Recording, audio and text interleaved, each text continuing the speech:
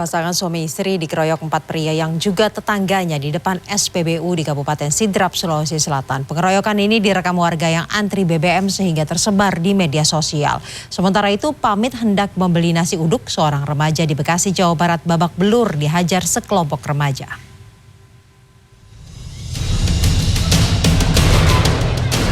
Pasangan suami istri dikeroyok 4 orang pria yang merupakan tetangganya di depan SPBU Simai, Kelurahan Duampanua, Kecamatan Baranti, Kabupaten Sidrap.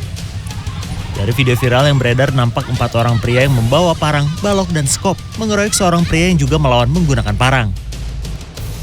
Seorang wanita yang diketahui merupakan istri dari pria berbaju hitam yang dikeroyok juga sempat melakukan perlawanan. Mereka diketahui merupakan pengecer BBM bersamaan mengantre BBM bersubsidi di SPBU ini. Polisi mengamankan 6 orang yang terlibat duel beserta barang bukti. Pasca diamankan, kedua belah pihak saling lapor. Hingga Selasa malam mereka masih diperiksa penyidik Satreskrim Polsek Baranti.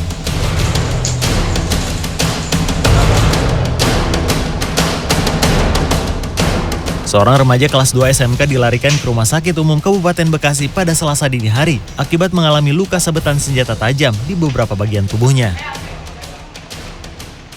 Kakak korban menjelaskan, sebelum kejadian korban bersama 2 temannya berpamitan membeli nasi uduk dengan mengendarai 1 sepeda motor. Mereka tiba-tiba diserang sekelompok remaja. Korban yang berboncengan di posisi paling belakang terjatuh akibat sabetan samurai pada bagian dahi. Sementara 2 temannya berhasil menyelamatkan diri. Pihak keluarga korban telah melaporkan aksi penganiayaan ke Polsek Cikarang dan Polres Metro Bekasi. Tim Liputan, CNN Indonesia. Toko resmi Persebaya Surabaya yang menjual merchandise klub dijarah sejumlah orang tidak dikenal. Peristiwa itu terekam CCTV dan sudah dilaporkan ke Polrestabes Surabaya. Sementara itu di Sidoarjo, Jawa Timur, perampok beraksi di sebuah minimarket dengan membawa sepucuk pistol. Perampok itu mengambil sejumlah rokok dan menggasak uang 30 juta rupiah di berangkas. Penjarahan terjadi di toko resmi klub Persebaya, Persebaya Store yang berada di gedung Surabaya Town Square. Sejumlah orang memecahkan pintu kaca dan menjarah isi toko yang menjual merchandise Persebaya. Akibat kejadian itu, toko mengalami kerugian 1,5 juta rupiah.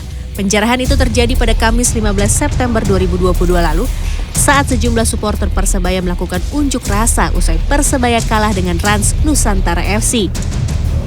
Selasa siang tadi, manajemen Persebaya Store melaporkan kejadian itu ke Polrestabes Surabaya. Polisi masih akan menyelidiki peristiwa itu.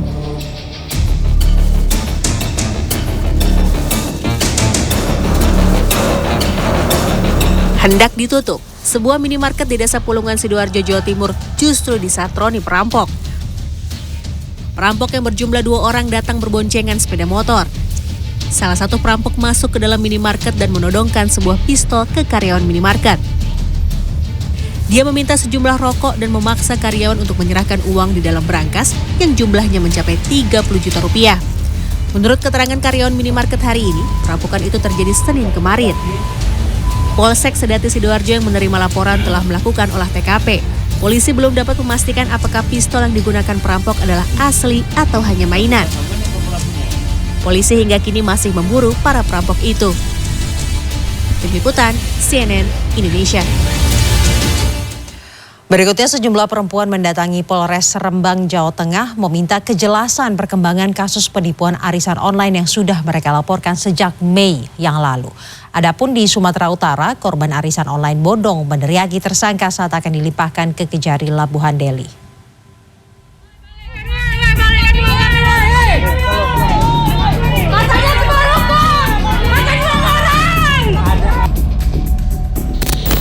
DY, tersangka penipuan dan penggelapan uang arisan online, dikejar dan diteriaki oleh para korbannya saat akan dilimpahkan Polrestabes Medan ke Jaksa Penuntut Umum Senin siang. Mereka meminta DY untuk segera mengembalikan uang milik mereka. Para korban mengaku mengalami kerugian mulai dari 10 hingga 50 juta rupiah.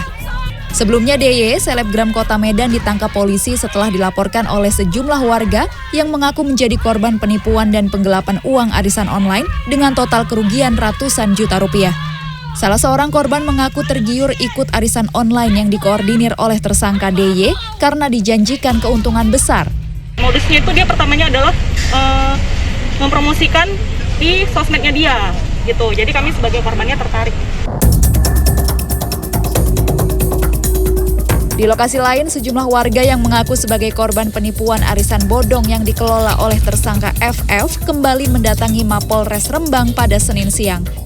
Mereka meminta kejelasan perkembangan penanganan kasus dugaan penipuan berkedok arisan yang sudah dilaporkan sejak Mei lalu.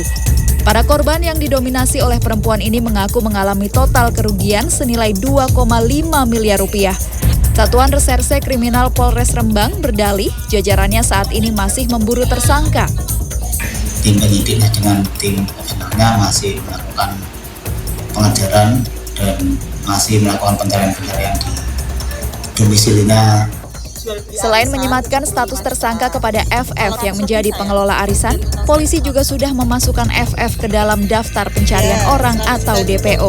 Tim Liputan CNN Indonesia.